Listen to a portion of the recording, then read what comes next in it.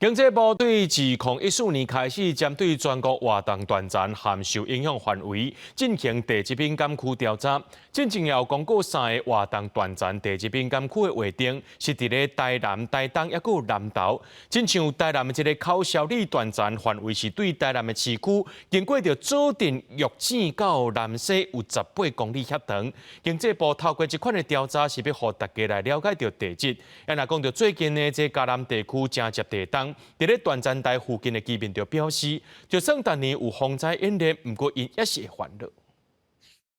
断层带是在这个中间，我们评估之后画出来的这个带状，好就是敏感。伫活动断层为范围，经济部地控中心上新公告3个地质敏感区，包括台东的日吉断层、南投的草乡断层，加台南的口小里断层。我拢有咧防灾演练，嘛是加减会烦恼啦吼。哦，太袂烦恼吓。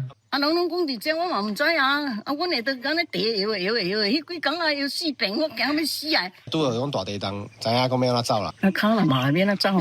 到伫咧断层附近的民众讲会担心。根据气象署地动预测中心的资料显示，今年嘉南地区已经侦测到121件地动，其中明显有感地动25件，小区域地动96件，总数是2023年的4倍。今年花莲控诉控山地动了后，嘉南地区也一直传出滚震。专家讲，台湾西部座山带地壳甲少年因为破碎，定来引发地动。嘉义、台南这个区域的地震的频率是特别高的，是北部的这些桃竹苗啦、台中啦、高屏这边大概是它的10倍以上啊。但是它的地震的，以过去的经验来讲，最大的地震大概规模5点多，当然也有6点多的自灾的这种造成灾害的地震，但是这种频率上来讲，大概是20-30年才一次。经济部地控中心讲，危险地质敏感区是土地开发、防灾加保育的重要资产。公告就是要让民众对土地有了解，提早准备。一条断层划设它的地质敏感区，可能要花到3到5年时间。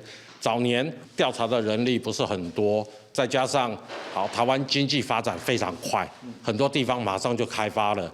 现在你才发觉说，在敏感区里面，不要担心，之前这些建筑技术的规定都有提升了，尤其921之后。民众若想要了解家己的徛基是毋是伫咧断层大附近，用去到台湾断层活动查询系统查。地控中心也强调，地质资料是公共财，希望中央甲地方政府应该加强在地沟通，做好风险管理。记者综合报道。